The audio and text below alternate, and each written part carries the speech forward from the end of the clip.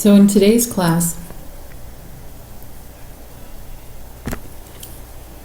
you had a section heading called 4.1.2, how important is the angle, and connecting slope ratios to specific angles.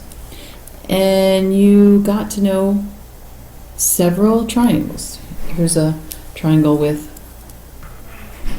an 11-degree slope angle. And we remember that the ratio for this triangle, the slope ratio was 1:5. Down here in 4-13A, we see a triangle with a slope ratio of 22 degrees. And we know that that ratio was 2:5. And these are the ratios you filled out in your trig table. So another triangle with a 1:5 ratio here in B. And here's a 1:1 ratio. Here's a 1:1 ratio, so we know something about what this angle theta must be. That's our 45-degree angle. And what do you remember about the 2:5 degree, or the 2:5 ratio of legs? We've got 20/50, which reduces to 2/5. And wasn't that the 22-degree angle?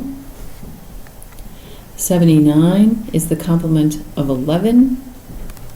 So we know that if two acute angles in a right triangle are complementary, and they always are, then their slope ratios or tangent ratios will be reciprocals, because this triangle is simply a rotation and reflection of the triangle with a slope ratio 1:5 that has an 11-degree angle here. And here it is again, 11 and 79, 5:1, or 1:5, depending on which angle is in standard position. When it's the 11-degree, our tangent ratio is 1:5. When it's the 79, our tangent ratio changes to the reciprocal, or 5:1. And in 4-13,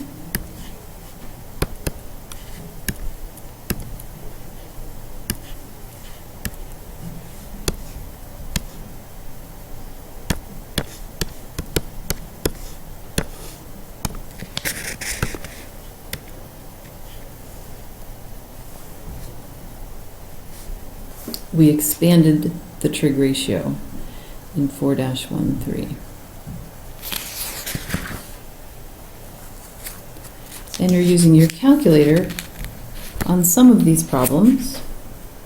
So go ahead and get your calculator out.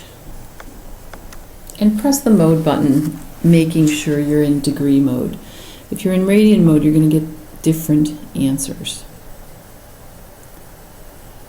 This one looks kind of cool.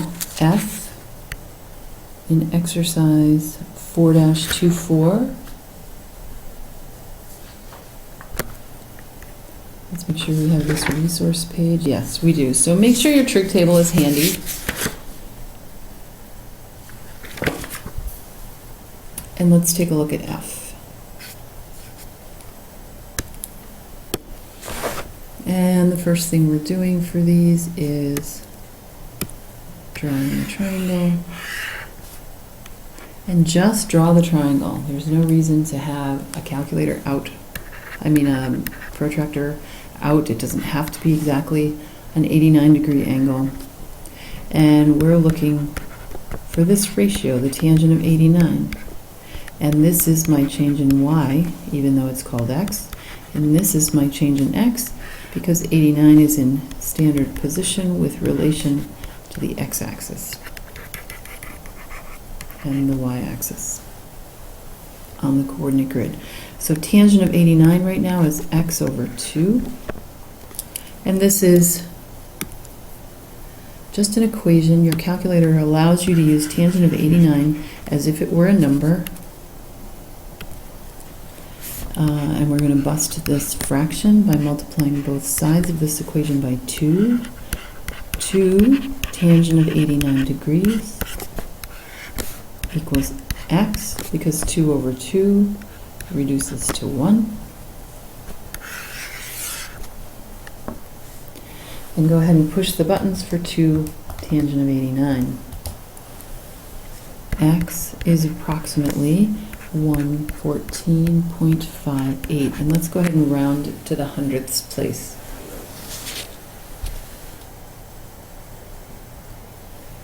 And then G has drawn this triangle for you,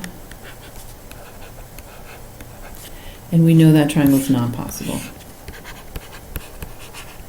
So we are done thinking about G. So we're going to go ahead and try a couple of the chapter 4 closure problems.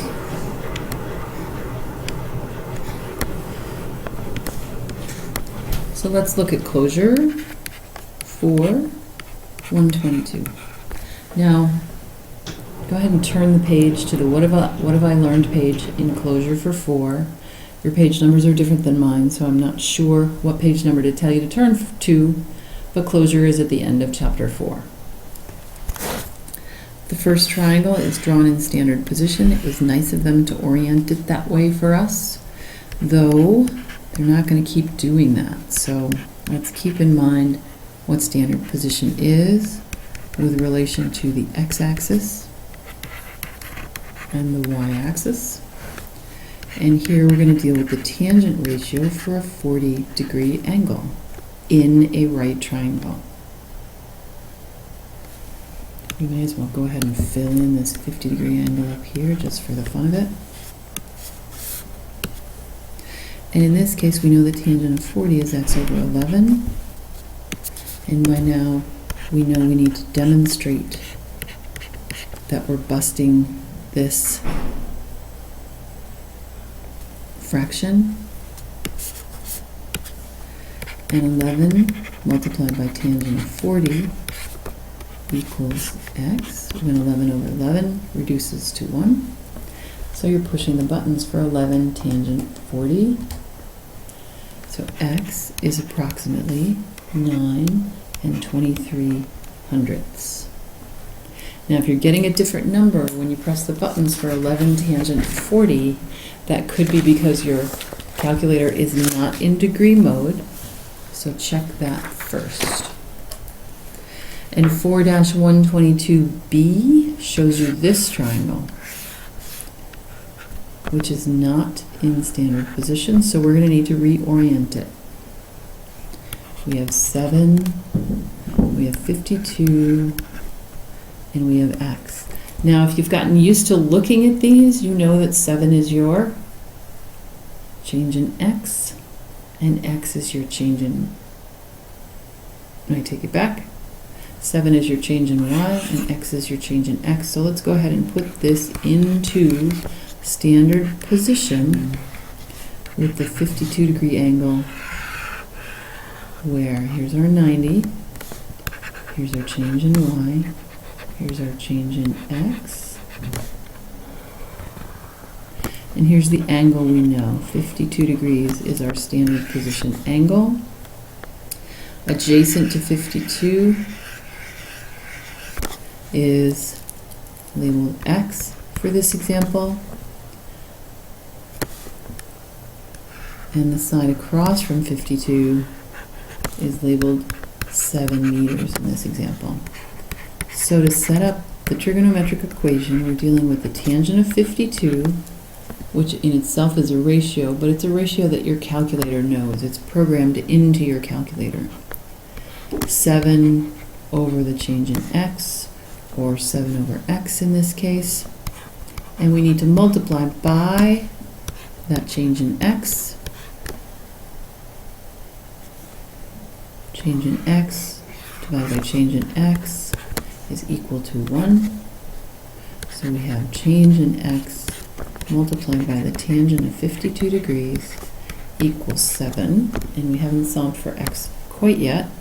We need to divide both sides by tangent 52. So the change in x equals 7 over tangent 52, because tan 52 over tan 52 equals 1, and these two values reduce to 1. So we're doing 7 divided by tangent 52 on our calculators, and we have an x value, or a change in x value, of approximately 5.47.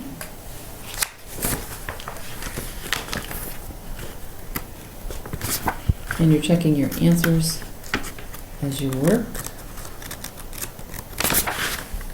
So go ahead and check.